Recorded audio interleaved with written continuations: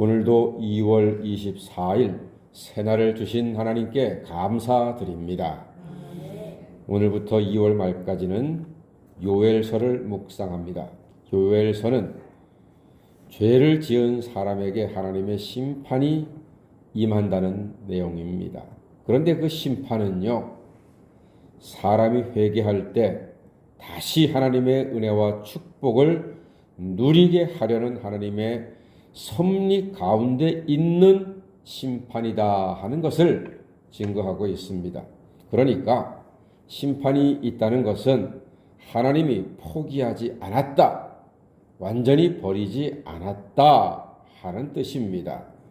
그래서 요엘이라고 하는 선지자의 이름의 뜻은 다 같이 여호와는 하나님이시다.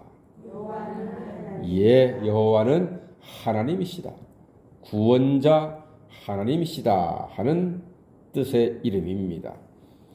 자, 하나님의 심판의 소식을 누가 먼저 듣는고 하니 2절 말씀 보니까 늙은 자들아 너희는 이것을 들을지어다 했습니다. 여기서 늙은 자들아 하는 것은 지도자 그리고 어른들을 이야기하는 것입니다. 통칭해서 이렇게 말했습니다. 왜 지도자와 어른들이 심판의 소식을 먼저 듣는고 하니 3절 때문에 다 같이 3절을 읽어보겠습니다. 시작. 너희는 이 일을 너희 자녀에게 말하고 너희 자녀는 자기 자녀에게 말하고 그 자녀는 후세에 말할 것이니라. 아멘. 그렇습니다. 후세에 말하라는 것입니다. 전해라, 말해라, 알려라. 사랑도 내리사랑, 교훈도 내리교훈이 되어야 하는 것입니다. 즉 어른이 본이 되어서 어른이 먼저 회개하고 하나님 앞에 서면 그 자손들이 보고 배울 수 있다는 말입니다. 그러니까 우리가 신앙생활할 때 우리 자녀들에게 본이 되는 것이 참 중요합니다. 우리를 보고 자녀들이 배운단 말입니다. 어렵고 힘든 일이 있을 때 하나님께 먼저 기도하고, 아니 어려운 일이 없더라도 중요한 일들이 있을 때 하나님께 늘 기도하고, 잘못된 것이 있으면 회개하고 하나님 앞에 온전한 예배자로 서로 서서 살아가는 것을 우리 자녀들이 보고 배움으로 하나님께는 영광이 될 줄로 믿습니다. 그래서 늙은 자들에게 이것을 먼저 들으라고 요엘서가 증거하고 있습니다. 자, 하나님이 내리시는 심판의 첫 번째 재앙이 4절에 있는데 보니까요, 팥중이가 남긴 것을 메뚜기가 먹고 메뚜기가 남긴 것을 느치가 먹고 느치가 남긴 것을 황충이 먹었다 했습니다. 팥중이, 메뚜기, 느치, 황충 차례대로 와서 다 먹어치운다는 말입니다. 무서운 재앙이지요. 사람이 먹어야 할 농작물이 초토화가 되어가는 모습입니다. 양식이 끊어지게 되었습니다. 아주 철저히 먹어치운다는 뜻입니다. 팥중이, 메뚜기, 느치, 황충 다 메뚜기와 같은 이름입니다. 그냥 다 메뚜기라고 얘기하면 돼요. 그런데 이렇게 왜 4가지 이름으로 말하느냐? 철저하게 먹어치운다는 겁니다. 사람이 먹었고 짐승이 먹어야 할 것들을 메뚜기 떼들이 4번이나 달려와 가지고서 다 먹어치운다는 것입니다. 메뚜기 재앙이지요. 여러분, 하나님의 죄에 대한 심판은 대충이 없습니다. 철저하게 하나님이 심판하십니다. 그 결과 어떻게 됩니까? 포도나무가 죽어버리니까 포도주가 끊어지게 되겠지요. 밭이 황무하게 되고 토지가 마르고 새 포도주도 마르고 기름도 다 하게 되었습니다. 이 말인즉 소재와 전제 드릴 것이 없으니 예배가 끊어진다는 말입니다.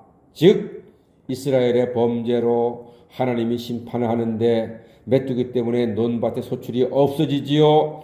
사람은 굶습니다. 예배도 중단됩니다. 그러므로 죄로 인하여 영육간에 피폐하게 된다는 말입니다. 여기서 어떻게 합니까? 울어야 합니다. 울어야 합니다.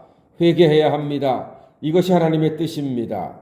어떻게 울어야 합니까? 8절 다 같이 읽어보겠습니다. 이게 무서운 말입니다. 8절 시작. 너희는 처녀가 어렸을 때에 약혼한 남자로 말미암아 굵은 배로 동이고 애곡함같이 할지어다. 아멘.